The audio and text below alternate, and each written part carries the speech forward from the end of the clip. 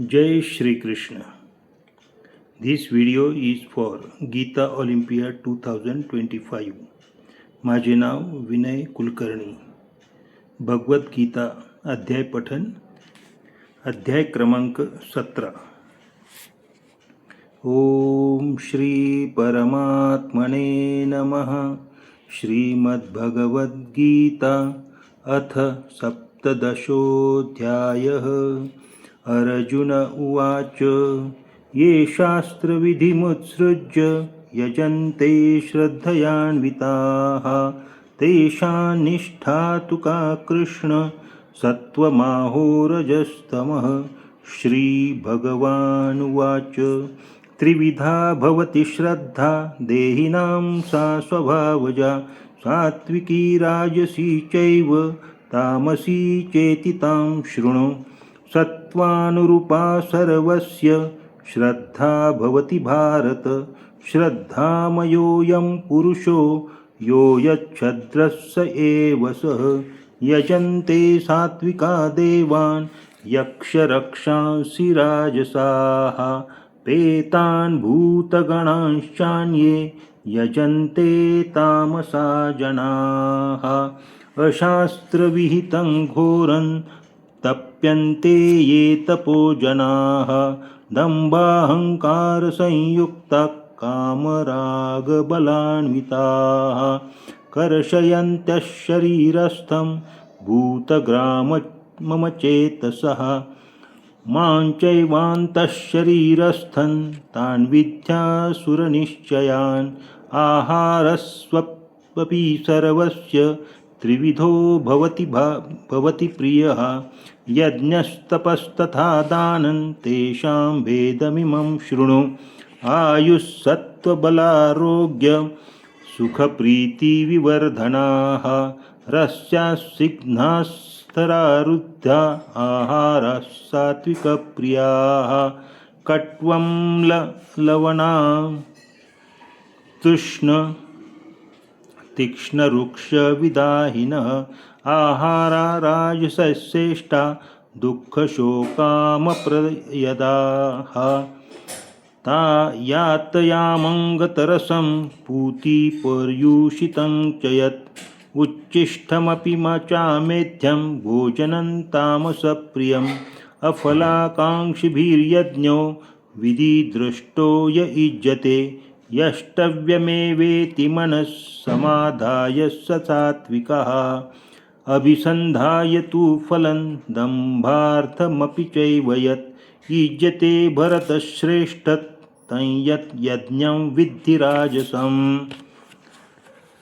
विद्धिहीनमसृष्टान्नं मन्त्रहीनमदक्षिणं श्रद्धाविरहितं यज्ञं तामसं परिचक्षते.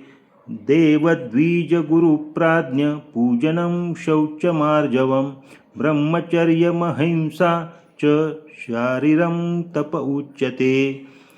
अनुद्वेगकरं वाक्यं सत्यं प्रियहितं च यत् स्वाध्यायाभ्यसनं चैव वाङ्मयं तप उच्यते.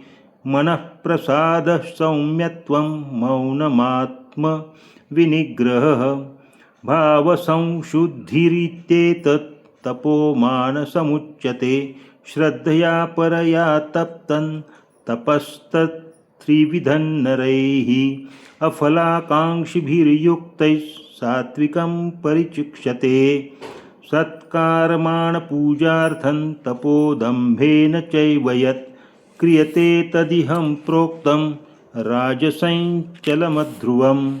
मूढग्राहिणात्मनो यत् पीडया क्रियते तपः परस्योत्सादनार्थावं वां तत्तामसमुदाहृतं.